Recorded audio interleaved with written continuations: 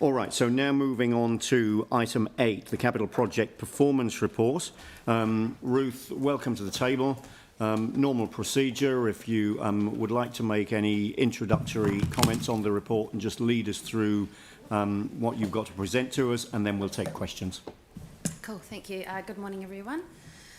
So in front of you, you have the report to the end of April. I have provided on the slide in front of you here an updated position as of May. So I'm just going to talk to the May numbers, given they're more recent and more relevant.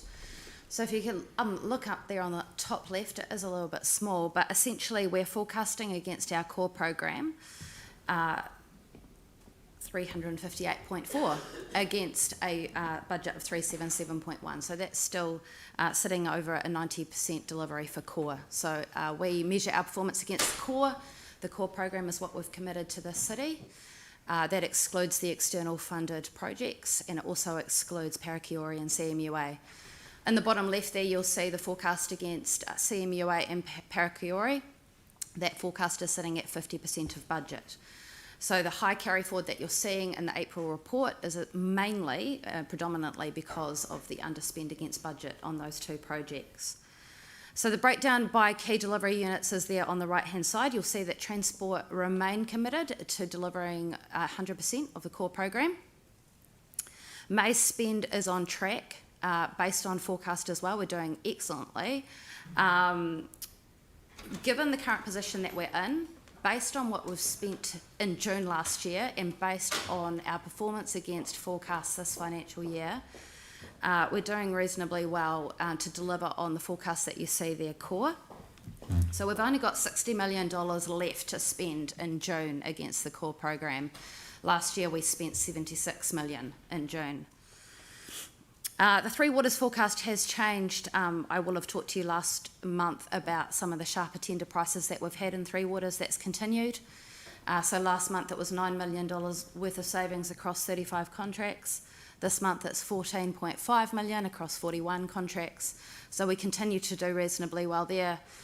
We have been able to bring forward some smaller projects in order to fill out some of the spend this financial year. Obviously the savings weren't predicted, and so that's a good position to be in and is not reflective of a smaller delivery program. So spend to date, we've talked about that. With May not yet closed though, Transport have already spent 93% of their May forecast, Communities at 83% and Three Waters at 72%, which brings a total spend to date of $313 million across all of Capital, or $283 against the core program. So one more month remaining. It is a double month of spend though, as we accrue all of June work into June, so it's essentially a 2 month of spend, and we remain in a good position to deliver that.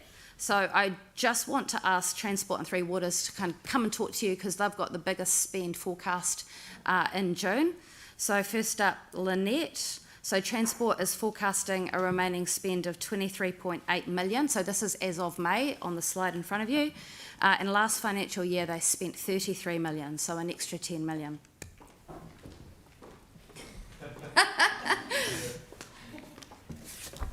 So I suppose our biggest risk is that we do run the risk of a slight overspend, or over delivery, whatever you want to say. I think that's a reasonably minor risk, and as I've discussed in previous months, we have a number of projects out there that are under contract and are really motoring, and it is a little bit of fingers crossed. We've had really good weather, so things have gone well. So the bridge at Marshland is progressing really, really well. The cycleways out through Riccarton are progressing really, really well, and other projects have finished ahead of schedule, so we're getting going. It's great. So yeah, I think our worst risk is that we could actually probably have some slightly bigger bills than we expect because the weather goes well and we've delivered it. And we would say that's a good problem to have, wouldn't we? Hopefully. Overall though, we do have $10 million within the budget over and above the forecast because we're underspending on external funded. Yeah. So you do have that $10 million buffer. Yeah. So there is a buffer. Yeah. So we will be. Yeah. All right, thank you. Do we want to take any questions on Transport while we've got Lynette at the table? So is there anything on Transport that people wanted to ask about? Yanni? Thanks. So I've actually managed to find the craft projects, which is great. So I've got the whole Got list, it? which is I really will cool. resend the link. Let's for send it everybody, anyway though. so Well, that everybody's got it. I guess the Yep. question really was, in terms of this report, how do we get visibility around progress on that list? And is that something that we could add to this this report on a regular basis so we can see the progress? Yes, the progress of CRAF is already on the external funded report. Right. But the individual ones, Yes, because there's they a are lot in of there. small ones. Yep. Right, so we could No, see that. the areas are on there, not the Yeah, yeah, so individual there's- projects within the So there's, area. no, there's So I need, five. what was it? We haven't completely finished it, so I need to go back to the project manager who has only just finished. I believe she's only just done the last briefing with the last area, as to Sorry, as I understand it, there's sort of like 4 components of the craft funding. There's the 5 geographic areas. 5 geographic areas, which I understand the process around that. Community board, staff, Yep. engagement. There's the PT money, which is again, I think, Greater Christchurch Partnership business case. And then there was a road safety improvements component that is kind of outside of that. Just for the road safety components, Yep. I was just keen to understand how we're tracking around that list. oh, okay. I'll have to come back to you with an So- update. I'll get the team to bring you back Yeah, an well, I update. just wondered in terms of a regular reporting, whether Yep. this report would be the place to do it, so that a bit like a traffic light system, we can kind of see what's progressing. Would it what's- not I- more I likely think come it's- to Mike's transport Yeah, committee? it's more likely to come to transport meetings through the bi-monthly report. Right, All right. okay. So let's do two things. Cool. Let's, when the work's finished, obviously circulate that information in response to the question, and then talk to the chair of the Transport Committee about how that information comes through to us through that committee and how frequently and in what format. Yeah, we can do that. Yeah, and what the budget impact is probably the key. Yep. I had a question about the LED lights, but I don't know if that's transport or a different department. That's me. So, That's me. just, so we've had a lot of submissions, and well, we've had several submissions into LTP raising concern. Just because we've got, I think it's 19% are delayed from coming from overseas. Yep. Is there any capacity to reconsider our order to look at a lower level of Kelvin, particularly because I know we had some work going on around, I guess what we would call, sites of, along rivers or ecological sites, and I just don't quite see the visibility of that. So, the business case has been prepared and the support from NZTA is based on energy efficiency and is based on installing the lights to a standard level. And at the time that business case was agreed, and I don't know what it is right now, but that NZTA accepted that level and that light profile. When we installed it, we also got approval to install controllers, so that each of the lights has the little plug-in thing on the top. It looks a bit like a add-on, and a Dalek, yeah, and that allows us to control each individual light and the dimness, and we do. So they are dimmed to within standards, as much as we can within standards. We are also currently working with NIWA on a study on the impacts of it to ecological life and ecological areas. That study's due out later this year. I think we would be cart before the horse if we did anything prior to that. I guess the concern is that rather than put the higher levels in, and I understand Dunedin's got an agreement with NZTA for a lower level around certain areas. They are not as efficient and you will not get your energy efficiencies. Yeah, no, I understand that, but like even just last week there was something on Radio New Zealand, like there's a growing kind of concern that's been raised. All right, I think the question's been asked and answered. And we've actually given, was around the order. So the order that we've placed, the 20% from overseas that's delayed. it's ordered, Right. and we can't undo it. So, okay, cool. Yeah. So we can't change. Yeah, So- but that report, and Lynette, that just to be fair, Chair, yep. through the chair, there's been a number of very detailed memos back to you all as councillors on the light types, the dimming, the business case. So there's been heaps of information through on this. And you've explained well why it is what it is, and that you've got this other piece of work going on that presumably would inform any changes Yep. if we were proposing to make any changes. Yep. After we Okay, that's point of order. We are matter of getting a debate, and it's report. not a matter that we're debating today. All right. Who else have I got questions from? I've got Jimmy. Thank you, Chair. Two questions. On page 67, Horseway Junction Road extension is belong to the transport or not? This one? Horseway Junction Road, okay, Yes. that's good.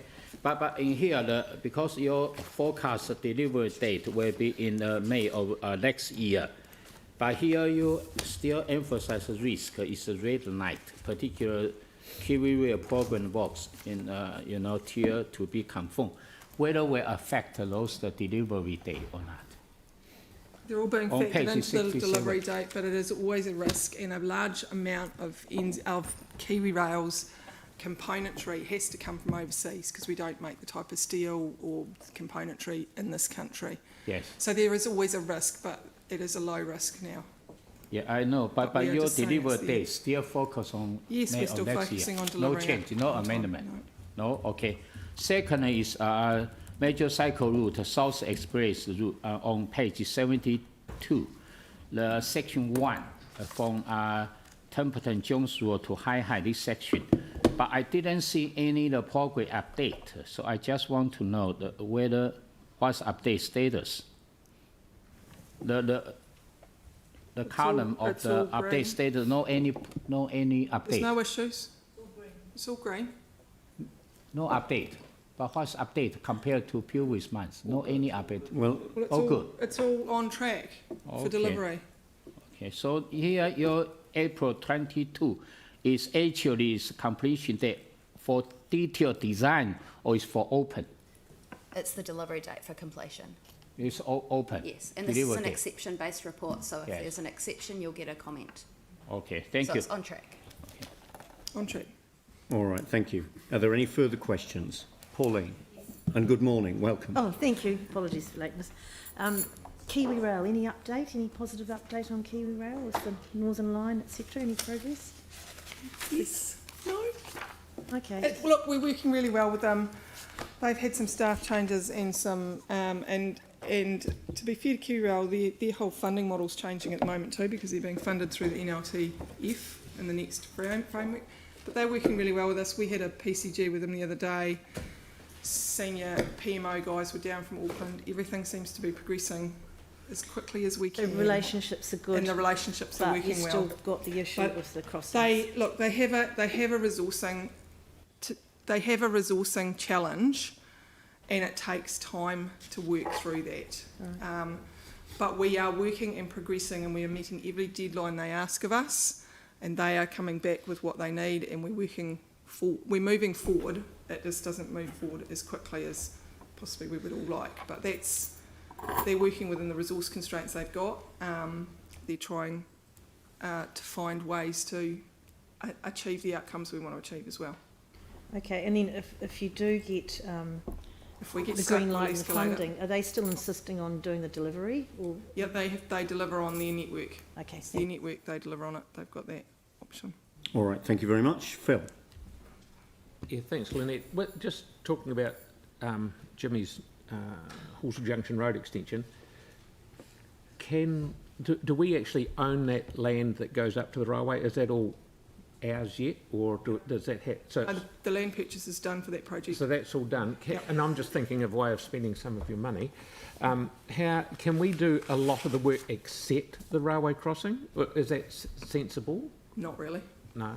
So the benefit is in trying to link it up and have it open. To have the road there and not have it across the railway line will cause a hazard, but also it's having that contractor in that can go right through and get it done. We are doing some of the Waterloo Park side and getting the cycle path through with the South Express team. So that's getting done. There is some work that's being done ahead of it, but in order to put the road up, I'm not... that contractor will do the civils work for the rail crossing as well. Mm-hmm. So it doesn't make sense to have them come in and then go away and then come back. That's I can expensive. understand because Kiwi Rail land is sort of sacrosanct. They sort of... Well, it's their land. We've got to have permission to work on their land. Yeah, that's fine. Yeah. Okay, no worries. Yeah. So we are looking at all our options here and seeing what we can do. Okay. That's All right. progressing But- as well. sorry, we That is do- progressing. Yeah, we do own the land, Yes. is what we get, so Yeah, we don't have land to. purchase is done. Thank you. Great, thank you very much. So that's done with transport. Lynette, thank you very much indeed for answers to questions there. Ruth, back to you. Great. Helen, Three Waters, so they're forecasting a remaining spend of 30 million in June, and last financial year they spent 23.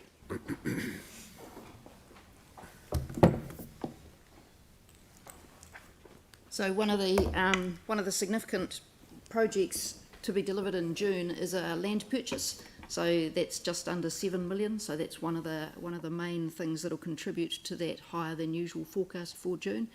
Otherwise, we've got a lot of wastewater and water supply mains underway, and of course we've got an enormous amount of work in the top of the Heathcote catchment in those basins. And you'll be pleased to know that we may be using those basins this weekend with the weather forecast because they are partially operational, although we're still continuing some finishing off works, some control structures, and of course a lot of planting. All right, Helen, thank you very much indeed for that. So any questions on Three Waters? Tim? Yeah, thank you, Helen. Page 68, just although the Cashman-Worsley flood storage is green until you get to risks, so there's a risk there where it says part of the footing for the dam has been identified as a wetland. So what would worst case scenario? What would be the? So we're working quite closely with Environment Canterbury to understand the changes to the consents required when we excavate those basins and create wetlands, because the new freshwater National Environmental Standard and the policy statement are making that rule structure stricter, and it looks as though it's going to start to capture some constructed wetlands and might get in the way of us doing works within those wetlands to keep them functioning as stormwater basins as well. So we're just working through Environment Canterbury to understand that consenting framework and to make sure we can get a pragmatic outcome that allows us to contribute to the ecological outcomes through the wetlands and continue to run those stormwater basins as stormwater basins. Because if you talk to the local community, I mean, that whole valley was known as the Cashmere Lakes. So, I mean, the whole area was technically farmland, but now we've got a bit of wetland. But I guess the concern is that these are going to be delayed because people are concerned about flooding. That's really the bottom line, isn't it? So most of the flooding function and holding water is already operational, so it won't delay that. Okay, thank you. Thank you. Phil? Thanks, Helen. You're saying that Sutherlands Basin is now operational because I know of 3 subdivisions in that area that can't Some of those get any basins. bigger because they can't empty into it yet. Is that That's nearly correct. So they're partially operational. So the whole thing isn't operational, but we can use it if necessary. right? Because Okay. some of the subdivisions have got temporary ones until such. Is that That's that correct. must be getting very close to That being- is getting very close. Okay, thank you. All right, so that's Three Waters. Ruth, any further comments on community? No, community are looking reasonably good. Their forecast for June is similar to what they had last year. I don't have any concerns. If you have any specific questions around community, Darren's here to answer. Yeah. But I'm happy to take any general questions now. All right, fine. Are there any further questions on this report? Jimmy? Only concern on page 66, Homeby Center, because every time, even up to maybe today, before, always the delivery date will be by December 2022. But this time I will review your forecast and to delay for another 2 months, from December 22 to February 23. But I checked your content, no any the bigger significant change. So I just want to know what the rationale your forecast date postponed for 2 months. Alistair will be able to answer that. Thank you.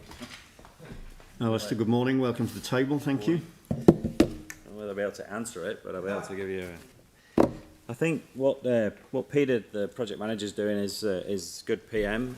Currently, we literally had the PSG yesterday, Jimmy, on Hornby.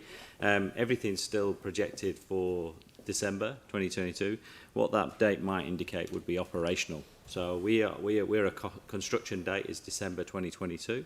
That could be the operational date, which is obvious the timing of delivery being December. You wouldn't open straight away. You would roll into an operational phase. I'll need to get some further clarity for you on that date change in there. But as of yesterday at the PSG, we were still gunning for the Q4 2022. So. Okay, thank you. Yeah, I before, like like the wholesale junction was still coming to the mail. Yeah. Let's get to rather than just delay. And just to be fair to you as well, is that we still believe in the buildability and the methodology to build this project within 14 months. We've had that review completed prior to us going to the market. We're in the market right now. We'll know more once we get the tenders back from the market and also their programs to deliver as well, which will inform our next report to this committee. Excellent, thank you. Thank you. Pauline. A little bit, but I just want to know that when, it might be property or it might be Helen, but when the properties have been purchased for flood remediation works, particularly around St Albans, and then they're resold, does that money go into our general pot or does it stay in the program for the reason that... I'm sorry, you need finance to run quickly. All right. Maybe we could get a response by Yeah, if email. we can get a response Thank you. outside of this meeting would be good. It's a valid question, but obviously not one that we're able to answer at the moment. That's fine. Thank you. All right, so we've got a recommendation to receive the information in this report, or these reports. Jimmy, you're happy to move. Pauline, you're happy to second. Any debate? Yanni? Thank you. Yeah, I just wanted to say I really appreciate the value of these reports, and it's good to see that there's some smaller things that have been picked up in the commentary, so I haven't asked as many questions as I've needed, which is good. Just to make reference, there's still some concerning things like the bollards in Hereford Street. Workshop. So again, it would be good to get a memo, I think, back on that particular issue. But, you know, I just think the level of information here is really good for us to understand what's happening with a number of significant projects in the city. I do think getting greater visibility around the CRAF road safety improvements, or the list, the Appendix F, would be really important, because previously in our performance exceptions report, we've been told that that budget is being used to address some of the complaints, but what we don't have is visibility of the work that we're just getting on and doing. And I know, because I get the start work notices, that some of that work is actually happening or has started. So it is really good to see that. So, but yeah, I just wanted to acknowledge this report and the level of detail and the way in which staff have picked up on the concerns that have been raised. Thank you. So all those in favour say aye. Against? That's carried. Ruth, thank you, and thanks to the other presenters. Thanks to the team. Thank you very much. All right, so item 9.